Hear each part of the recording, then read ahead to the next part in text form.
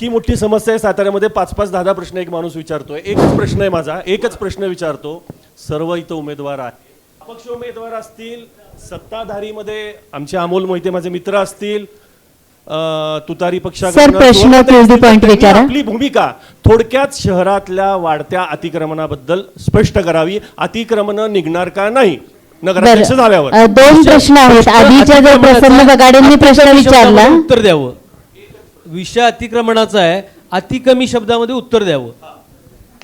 नक्कीच करणार. मी जर नगराध्यक्ष झालो तर नक्कीच करणार. दुसरी एक गोष्ट, मगाशी जो प्रश्न होता ओपन स्पेसच्या बाबतीत, तर ओपन स्पेसच्या बाबतीत त्याला नियमावली आहे की त्या ज्या सोसायटीची जागा आहे ती सोसायटीने ताब्यात द्यायला लागते, त्याशिवाय नगरपालिका खर्च करू शकत नाही.